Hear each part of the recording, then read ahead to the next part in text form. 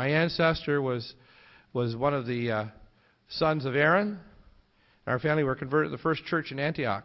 And my family, in the first century, were given a prophecy that there would be one come that would speak and say and announce the coming of Messiah HaMashiach, but not an external Messiah. Because as Yeshua HaMashiach said, who was the avatar of the age of Pisces, he says, Eli, Eli, lama sabachthani, which means, Elijah, Elijah, where are you? He didn't say, my God, where are you? I've forsaken you. God never forsakes anyone. If you call out to the Most High God, His Spirit and your spirit, because you are one. And that's what they're trying to do with all these religions, whether it's Buddhism or Christianity or Judaism or the Kabbalah. They try to steal the identity of what you are. You are a precious, infinitely valuable reflection of the God of this universe. Whether you're a little embryo of a child about to be born, or your little child that's just been blasted with a directed energy weapon in Iraq or Afghanistan, or a Muslim trying to pray, you are a child of the Most High God, and you should be treated with that kind of level of respect. And that's what's been happening. Our world has had a great darkness, just like the land of Mordor with the trilogy of the Ring. After the Nexus, does Homo Universalis have spirituality or religion? Well, the two are completely anathema. If you have relationship with the Most High God, you have no religion. You may have knowledge and wisdom from it, just like Yeshua HaMashiach was trying to teach us the way. He was not trying to teach us a formula. He was trying to teach us for us to get on the road, on the way. And that's why they changed it. In fact, Domitian actually said to the first, he called them Christians, meaning little anointed ones, which is a blasphemy against the one who was the teacher of the way. And then they elevated him up with the Romans. They said, we'll turn him into a pagan god, so he's so much above them, they'll never be like him because they're not his brothers and sisters. What they are is they're just lowly scum that we will keep separated from their identity of what they are. And all of these people have known this. In fact, many of the people even who made this diagram, Leonardo da Vinci knew it, and he hid it because he belonged to these sacred societies. And they've often been inducted, a lot of these brilliant people, into them so they can be used for evil. How critical is it to know this good news? It's called the gospel, or the good news. Without our full identity, our world will die. Our oceans are dying, our coral reefs, our planet is dying. The oxygen level in some of our inner cities is down to 10%. At the turn of the century, it was between 18 and 28%. Do you think that people will be able to live except in domed cities in 10 years? Do you think that we'll be able to live in a world full of depleted uranium circling the planet after a nuclear war against Iran? Do you think that without the oceans teeming with life in 2048, where there's no living fish, that we will have dead zones where the entire planet's dead, that we will be alive? This is the end of the age of Pisces, and it's the start of the age of Aquarius. And I come to speak to you tonight to say, just like Moses, today choose life, because he set the 12 tribes, 6 on the Mount of Ebal and 6 on the Mount of Gerizim, on the Mount of blessings and cursings. Today choose life. And I'm not trying to preach a religion. I'm trying to preach a spirituality and speak spirit words, because the answers are not a technical one. Whether we're talking about scalar technologies or nutraceuticals or medicine or stem cells, the answers have always been there. They've been in the Hila Archeon. Some people call it the Akashic Records. The actual term is called the Hila Archeon, which is the storos of all knowledge of all sentient beings through all eternity. It has always existed. Every great scientist who have made a discovery, his bioplasmatic body went to the Hila Archeon, he went to the records, and he saw and experienced and was there in the eternal now and knew in his gut, and then translated into mathematical equations the truth of what he already knew. No one has ever discovered anything. They have only rediscovered what we have always known. Through all civilizations, through eternity. And without understanding this, we will not transition from a global infantile entropic civilization to Homo Universalis. Joining the chorus of the Congress of Universal Life, which is the advanced life beings that live millennia, it is not a technology that will save us. It is not a religion. It is not even a leader.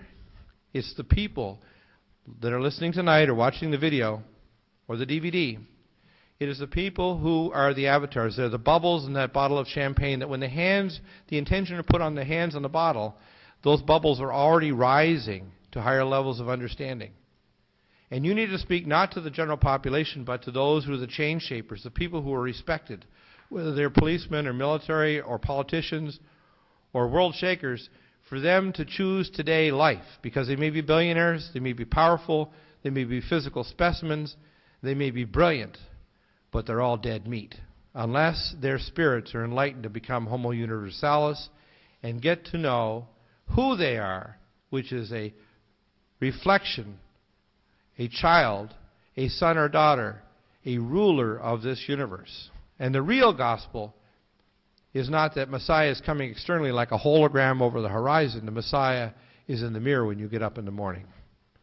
We need to take responsibility and authority instead of passing it to fools like George Bush and the minions of evil and off-world IFEs, identified fiendish entities of whatever type. And you'll hear all kinds of words about greys and reptilians and whatever. There's all kinds of things going on that are beyond the mind of man. And some of you might believe it or may be entertained.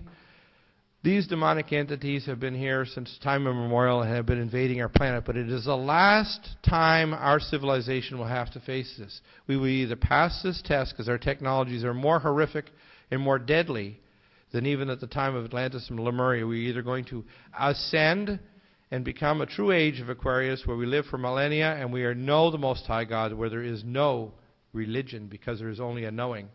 As it says in the Bible, no man shall preach to his brother or his sister to know God, for every man will know the Most High as the waters flow upon the sea.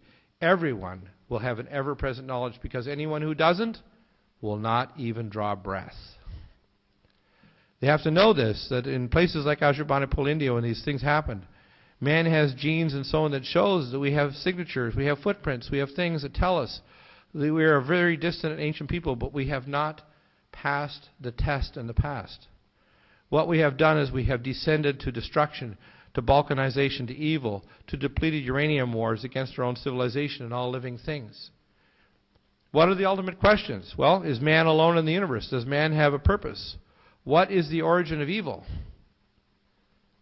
Why is their civilization so evil? Well, it's so evil because there's transdimensional entities and astral gates. And because there's evil beings in the world that are constantly at war with those civilizations that are good. How can we meet this challenge? Well, we can meet the challenge first by becoming aware of who and what we are. Does the Most High reveal the way? Of course He does. I'm not telling you what to believe. I'm telling you to start trying to believe. And start trying to ask the questions, not seek the answers. Because if you seek an answer and not the question, you lose your identity. Is man alone? Well, we look at the hierarchies of being. Look at all these fractals. You can see here from the infancy of the universe to the cosmic adulthood to the Grand High Council of the Eshkatan. There is a council. That council is met over this world, and we are hanging in judgment. And they're beyond our space-time. And there are serious things happening on this world that people have no conception over, and our world leaders are quivering jellyfish. They know, right back to Truman and Eisenhower and all these fools that knew and predicted these things and have not talked squarely to the public. But I come before you today and tell you, whether you're a movie star, a politician, or a world leader, listen. Because I come before you like a prophet, like Jeremiah before Israel was destroyed, to say, repent, O Israel, repent, O world. For if you do not turn today, then I bring a sword and I bring bomb. I bring healing and I bring judgment. And my words are not just a physical word, it's a spirit world. Not just brought to you from a human government, but brought to you from a place from the Most High. And from the Eshkatan, and from a world that you cannot understand. But you must. And if you do not understand how serious these times are and these things, you will be faced with an annihilation and a death that will be so horrific you can't imagine. When I died, when I was just 8.5 from a tonsil procedure, and I went down the tunnel of light, and I saw Yeshua HaMashiach, and he had a white gown on with a double-corded belt and a broad gold sash, gold trim on his edges and so on, and he could see he was olive-colored skin, had reddish hair, beard plucked out, broad shoulders, muscular.